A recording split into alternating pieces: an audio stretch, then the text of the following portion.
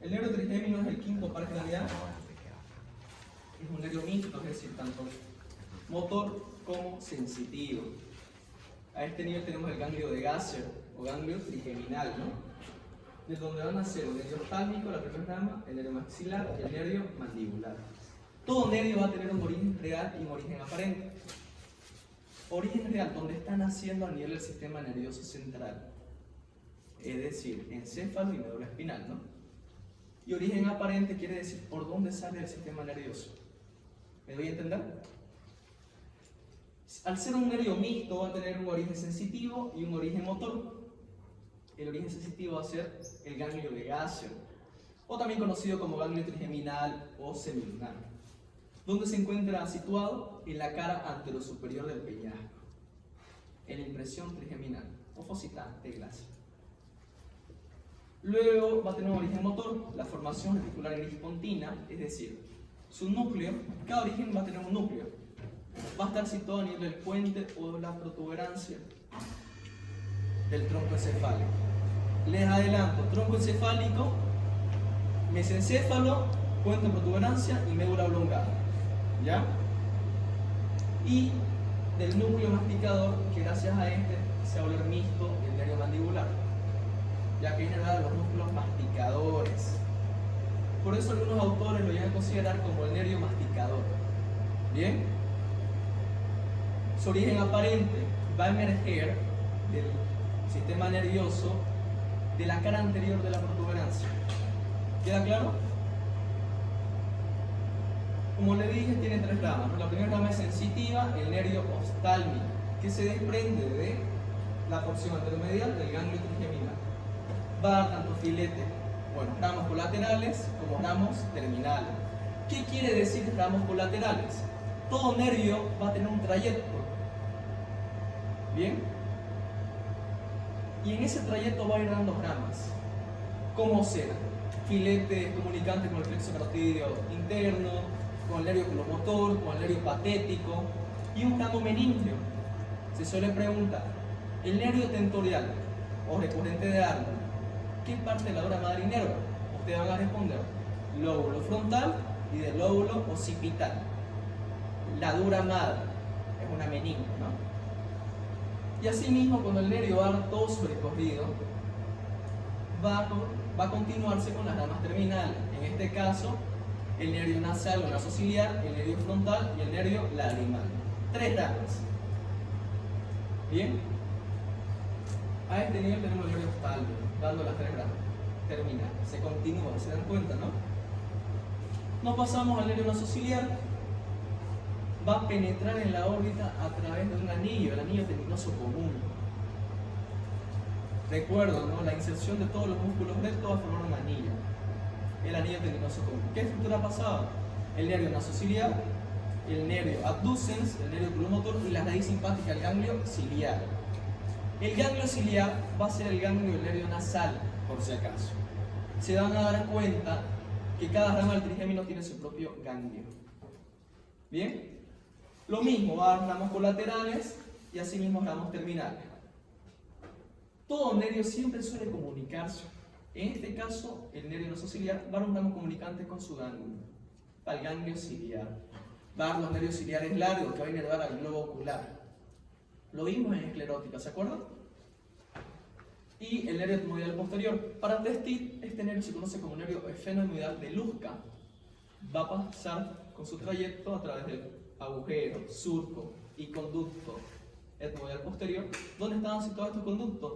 En la cara superior de las masas etmoidales, ¿cierto? De ahí se va a dirigir y se va a ramificar en las celdas etmoidales posteriores y en el seno esfenoidal. También se suele preguntar, ¿dónde se abre el seno esfenoidal? En el receso esfenoetmoidal, o para testir ático o directamente meato superior. Se va a continuar con dos nervios terminales, el nervio etmoidal anterior, que mayormente cada nervio está acompañado de su arteria y la arteria acompañada de su vena. ¿Cierto? Pasa por el agujero, por el surco y por el conducto etmoidal anterior y va a dar sus ramas terminales. El ramo nasal interno que se va a ramificar en la parte anterior del tabique nasal y el ramo nasal externo. ¿Por dónde pasaba este ramo nasal? por la cara posterior del hueso nasal. ¿Se acuerdan, no? Y por el borde inferior del mismo hueso. Y el nervio infratroclear. Gracias a este nervio va a existir una comunicación, la comunicación de las trócleas. La vamos a ver en el nervio frontal ahora. ¿Qué va a ser la comunicación con el nervio frontal y el nervio nasociliar? La segunda rama, el nervio frontal. Lo mismo, bajo su trayecto va a penetrar en la órbita a través de la fisura orbital superior o hendidura esfenoidal. ¿Quiénes más pasaban? El abducens, el oculomotor, la vena oftálmica y el nervio troclear, ¿no? Va a ramos colaterales y ramos terminales. Ramos colaterales, como sea el nervio supraorbitario lateral, que va a emerger de la órbita ¿por dónde? Por el agujero supraorbitario. Bien. Y el nervio supraorbitario medial, que en su trayecto va a pasar lateralmente a la tróclea de un músculo, del músculo oblicuo mayor o superior. Se llega a decir que se continúa con el nervio supratroclear. Bien. Pero en algunos casos se considera como rama colateral, por si lo ven así encubierto. Como les dije, existe la comunicación de las trócleas. ¿Por qué de las trócleas? Entre el nervio infratroclear, rama del nasociliar, y el nervio supratroclear, rama del frontal. ¿Bien? Si yo les pregunto, ¿cómo se encuentra comunicado el nervio frontal con el nervio nasociliar? ¿Qué me van a responder? A través del nervio infratroclear y del nervio supratroclear. Por eso me voy a acordar de la comunicación de las trócleas. Dos nervios trocleares. ¿Queda claro? Y por último, el nervio lagrimal también va a atravesar la fisura orbitaria superior, se ramifica en la glándula lagrimal y en la parte lateral del párpado superior. Va a dar una comunicación muy importante, la comunicación palpebral, que es la comunicación de filetos palpebrales del nervio lagrimal supratroclear con los del nervio infraorbitario. ¿De quién era la rama terminal del nervio infraorbitario? Del nervio maxilar, ¿cierto? Y por último, esta comunicación. El nervio lagrimal se va a comunicar tanto anteriormente y posteriormente. Posteriormente con el nervio troclear, algunas veces, no siempre. La comunicación más frecuente debe ser la anterior, que se va a comunicar con el nervio cigomático, rama del maxilar, en forma de arco. A esta comunicación se le llega a decir anastomosis, la unión, recuerdan, ¿no? Que va a dar un ramo muy importante, el ramo temporocigomático, que va a tener un trayecto, se introduce el agujero cigomático orbitario y va a dar dos ramas, el cigomático facial y el cigomático temporal. Asimismo va a dar ramos lagrimales. ¿Para quién? Para la glándula lagrimal. Luego tenemos el nervio maxilar, la segunda rama del trigémino. Es un nervio sensitivo y se va a desprender del borde anterolateral. El oftálmico de la porción anteromedial. Va a tener un trayecto, va a atravesar el agujero redondo del efenoides, va a penetrar entre el fondo de la fosa infratemporal, es decir, por detrás de la tuberosidad maxilar, y ahí presenta un ganglio, el ganglio esfenopalatino o pterigopalatino de Meckel. Este es el ganglio del nervio maxilar. Si yo les coloco, así como las preguntas de las glándulas, ¿no?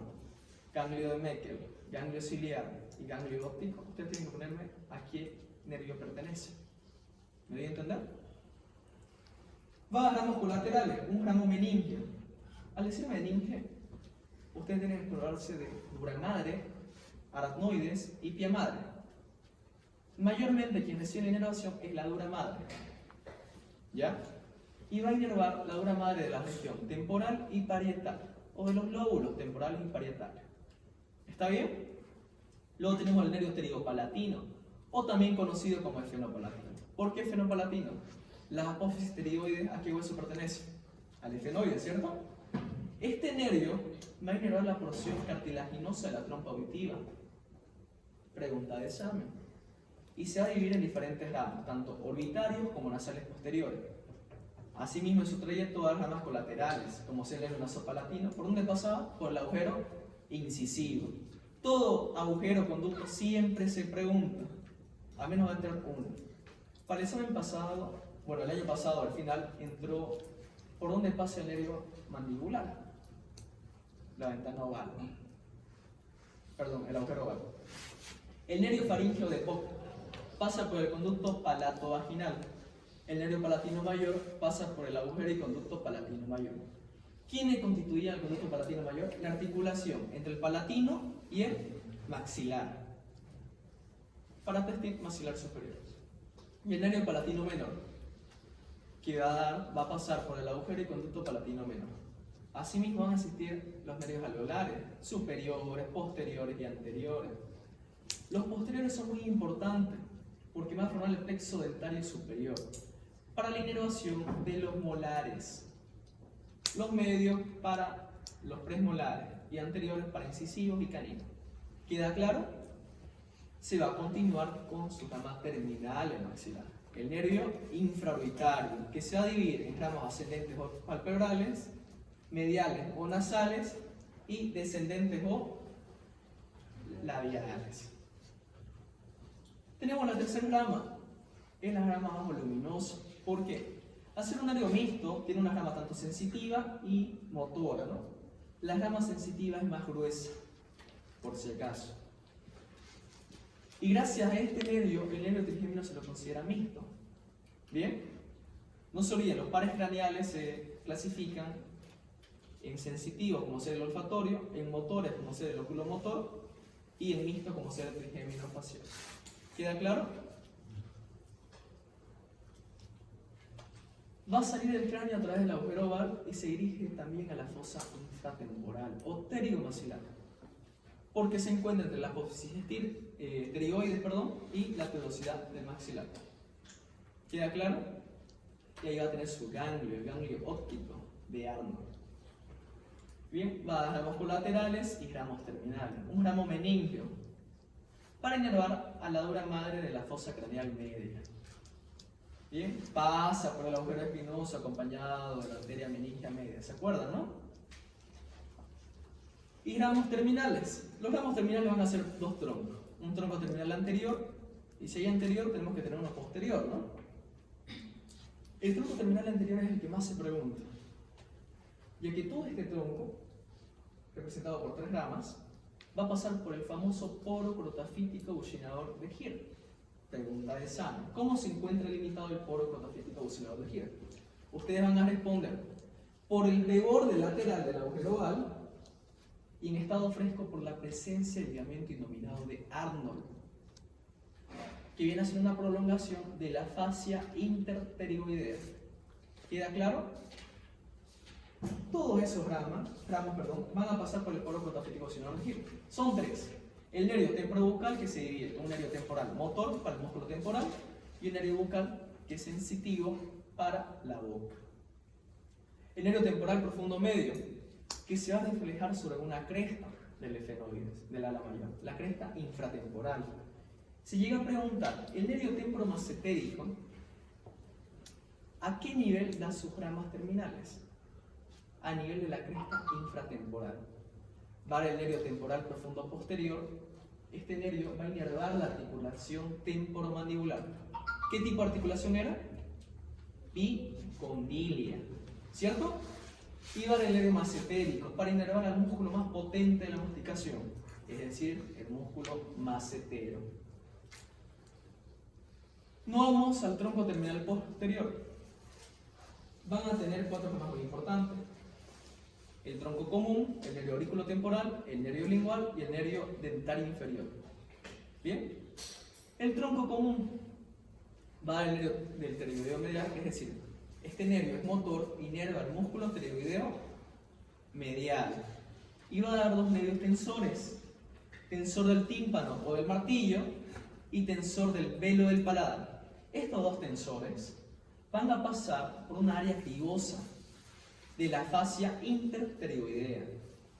Asimismo tenemos el nervio auriculotemporal, que va a dar ramos para la articulación temporomandibular, para el conducto auditivo externo, para la membrana timpánica. ¿Cuál era la función de la membrana timpánica? Separar el oído externo del oído medio. Y asimismo para el pabellón auricular, la oreja. Va a dar la inervación secretora junto con el nervio glosofaríngeo de la glándula parótida. ¿Cuál era el conducto de la glándula parótida? Conducto de esteno, ¿no? Pesa aproximadamente 30 gramos, por si acaso.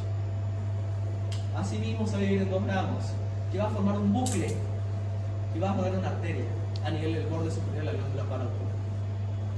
¿Qué arteria cree que va a ser? La arteria meningea media. Pregunta de examen. La arteria meningea media se encuentra rodeada por un bucle del nervio. ¿Qué nervio van a poner? Aurículo temporal. También se suele preguntar el famoso ojal retrocondilo de Juvara. ¿Cómo se encuentra delimitado? Por el cuello de la apófisis condilar de la mandíbula y el ligamento esfenomandibular. En algunos casos, quizás en el examen les parezca fascia interpterigoidea. Pongan esa fascia, ya que el ligamento esfenomandibular nace de la fascia interpterigoidea. ¿Queda claro? ¿A qué da paso el ojal retrocondilo de Juvara? Al nervio auriculotemporal y a los vasos maxilares, la arteria maxilar interna y la vena maxilar. Por último tenemos el nervio alveolar inferior, el ramo más voluminoso. También se suele preguntar, ¿cuál es el ramo más voluminoso del nervio mandibular? ¿Qué van a responder? El nervio dentario inferior o alveolar inferior, que van a tener dos casos de distribución. El primero, que es el más común, que representa 2/3 partes, donde va en su trayecto ramas colaterales, como si estamos comunicando con el nervio lingual, el nervio miloideo, que va a inervar al músculo miloideo, y ramos dentarios inferiores. Y dos ramas terminales, el nervio mentoniano, que va a inervar la piel y mucosa del mentón como del labio inferior. Y el plexo dentario inferior, que va a ser el nervio incisivo. Bien, recuerdan el plexo dentario superior, ¿no? ¿De dónde nacía? De los nervios alveolares superiores posteriores. ¿Queda claro? Y en el segundo caso, es decir, el que no es tan común, el tercio de la parte, va a dar dos ramas, el nervio mentoniano y el nervio dentario inferior. El nervio dentario inferior se va a comunicar con el nervio mentoniano y va a dar ramos dentales. ¿Para qué? Para inervar a los dientes. Y por último, el nervio lingual. El nervio lingual se va a unir a la cuerda del tímpano, rama del facial. Va a dar la inervación sensitiva en la parte anterior o bucal de la lengua. Vieron que ya estaban introducidos los nervios, ¿no? Ya saben el trayecto, ya saben algunas ramas. El nervio trigémino es mixto, ¿no? Tanto motor como sensitivo. La motricidad de la cara mayormente está representada por el nervio facial y la sensibilidad por el nervio trigémino. El nervio oftálmico, bien, va a recoger la sensibilidad del párpado superior, de parte de la nariz, de la región de la frente, y va a inervar la dura madre frontal y occipital. El nervio maxilar va a recoger la sensibilidad del ala de la nariz, de una parte del pómulo, del labio superior y de la dura madre temporal y parietal. El nervio mandibular recoge la sensibilidad del labio inferior, de la región masseterina, de la región del pómulo, y va a inervar la dura madre de la fosa cerebral media. ¿Queda claro? La sensibilidad de la cara es muy importante, por si acaso. Siempre se pregunta, la dura madre frontal y occipital, ¿por quién está inervada? Por el nervio oftálmico. Por si acaso, yo voy a subir los videos, así que no se preocupen en sacar fotos, en grabar y demás. ¿Bien?